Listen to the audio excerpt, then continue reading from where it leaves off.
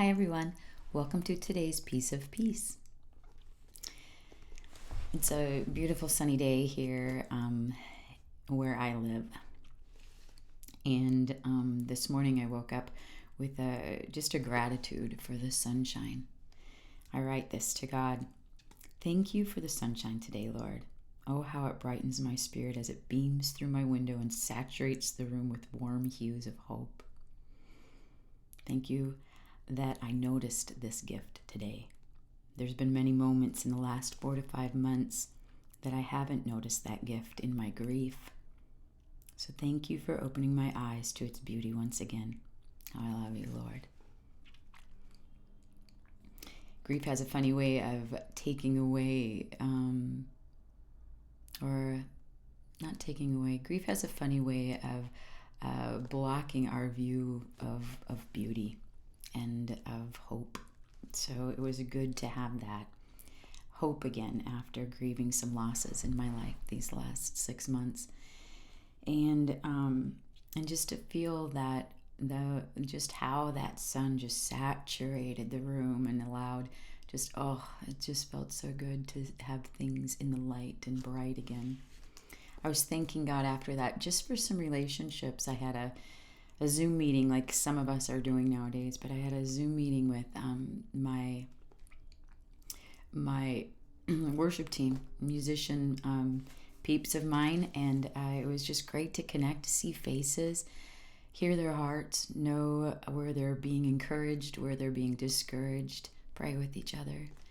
I was thanking God for the interaction that I was having with my son and his girlfriend. And it was just a beautiful time of making meals together and and of having card games and enjoying each other's laughter and some of our saltiness when we don't win the game. It was just a fun interaction. It just made me think about how important it is to have a relationship. And I was thanking him for that. I went into saying, Lord, what are ways that I can reach out? Because, we're in our communities now and we haven't been traveling much. And it can be very discouraging if you were to focus on how you can't do stuff that you used to do, or how lonely you are. So if that happens to be you, I think today is really an important message for all of us, but for that especially. And I just started to ask, how do I use my gifts in my neighborhood?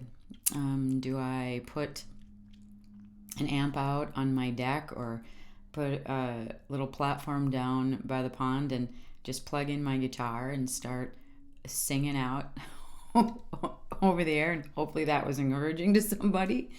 Or how can I be an encouragement to my neighbors? And some that we don't even know. Like, you could live right next door to somebody or across the street from somebody and not have had a conversation with them in all the years that you've been there. But God's sort of brought us into a closer place where, what is it? Sometimes we've said yes to a lot of things, people in ministry especially, because there's so much need out there. But how many times have we said yes to something? And of course, when we say yes to something, we have to say no to another thing. Or maybe you've been in this camp where you've said yes to everything, and then you're overwhelmed and you can't spend time with the people that are close to you. And I think I've been there in the past for sure. But what in this season where God has brought everything close, he's saying, I want, as he's been speaking to me, the shift from giving to everybody else to sit and ask, the shift to having a stewardship of only what the Lord wants us to do, only what the Lord wants our hands to be put to. And how does that look in relationship? How does that look in where we spend our time, or how we utilize our gifts to give, or how does that all come together? And I just was praying about that. Like, how do you want me to use my gifts here? How can I encourage my neighbors? How can I bring a bag of joy or hope or encouragement to them? Or what does that look like? And I just asked for him to start to reveal things like that. So with that, I went into my devotion. which is going to be in Ecclesiastes today. So Ecclesiastes 4, and it kind of reminded me of a beautiful piece of art on my son and his bride's wall, where when they got married, they had a 3-strand braided rope, and then this verse written and etched into this beautiful piece of art in their house. But I'm going to read this to you, and we'll talk a little bit more. So this is entitled "The Saddest Goose." We'll get there. But Ecclesiastes chapter 4, starting in verse 9. It says, 2 are better than 1, because they have a good return for their work. If one falls down, his friend can help him up, but pity the man who falls and has no one to help him up. Also, if 2 lie down together, they will keep warm. And in Minnesota, where I'm from, that's kind of important sometimes. But how can one keep warm alone? Though one may be overpowered, 2 can defend themselves. A cord of 3 strands is not quickly broken.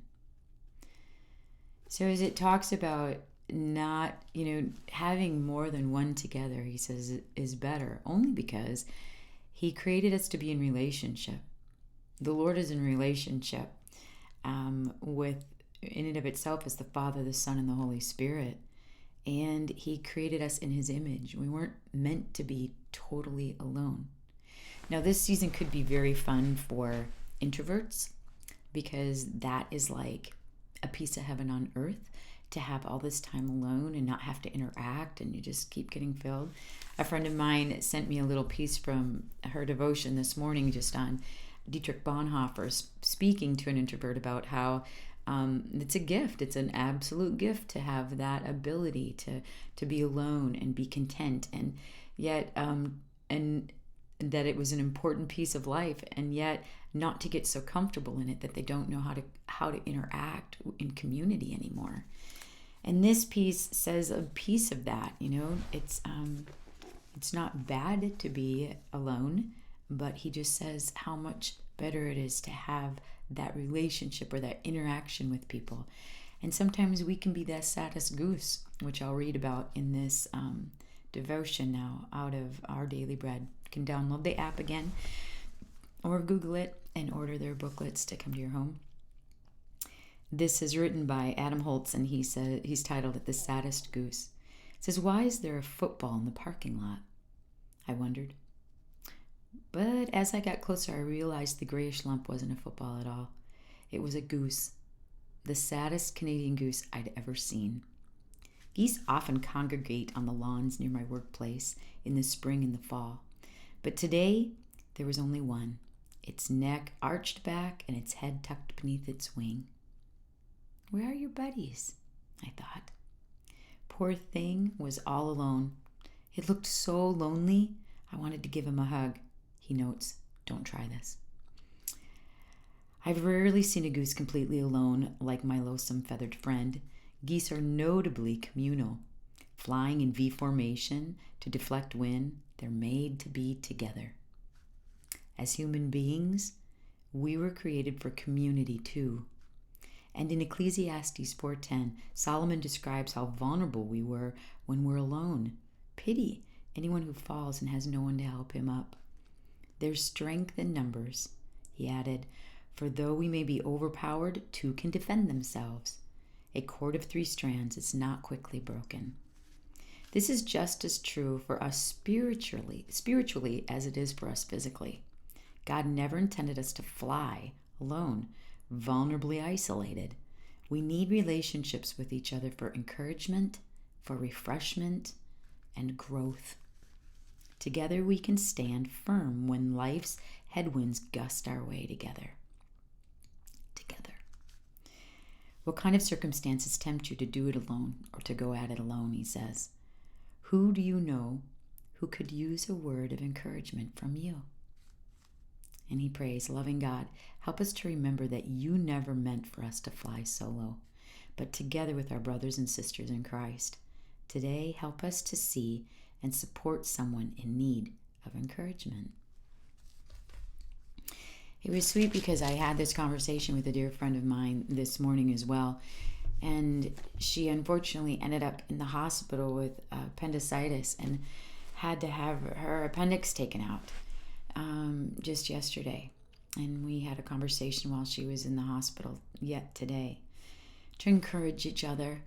I called her to pray with her to see how she was doing alone because her family couldn't be there, and she seemed to be doing just great. And she encouraged me back. She told me about her sweet daughter that was being encouraged by this piece of peace daily. So I wanted to say even to Carrie, I am praying for you every day. I hope you are incredibly encouraged in Japan. May God's peace fill you, sweetheart. May He fill you to overflowing as you're there. And encouraging words are important, even to introverts. And even as he was walking me into my time with him this morning, immediately he was talking about encouragement. He was encouraging me with the relationship with my son and his girlfriend. He was encouraging me with a meeting with my musician team, and he was encouraging. He wants to encourage you, and he wants you to encourage others. He never meant for us to be alone. So this time of isolation can be very rough. But start to pray about, what do you want our hand to be put to, God? How are you rerouting what that encouragement looks like? What we've always had our hands to, or how busy we've been? He's taken that away so that He's letting us shift our stewardship to only what He wants us to do. And start to pray for that. What do you want my hand to be put to in this season? How do you want me to encourage the people that are right by me? And then thank Him for the encouragements that He's given you. I'm going to read out of our, I call it our dessert, Jesus Calling by Sarah Young. You can download her app, or you can order her book. He says today, keep your eyes on me. Not only for direction, but also for empowerment. I never lead you to do something without equipping you for the task. That is why it's so important to seek my will in everything you do. So that your stewardship shifting from whatever you used to do to only what He wants you to do, moment by moment. There are many burned out Christians who think more is always better, who deem it unspiritual to say no. We talked about that. It's not. More is not better. As a matter of fact, He's reining that in and only putting our hands to what He wants, because that is where peace will be found. That is where hope will be found. That is where He works best. Not in us keeping ourselves busy with things that He has nothing to do with. But when we're focusing on what He wants, we are putting our hand to what He wants to bless instead of keeping ourselves busy. In order to know my will, you must spend time with me. Interesting. He wants that intimate relationship with us. Enjoying my presence, He says. This is not an onerous task, but a delightful privilege. I will show you the path of life. In my presence is fullness of joy. At my right hand there are pleasures forevermore. May you find His peace in what He has just for you, and may you be encouraged. Have a wonderful day.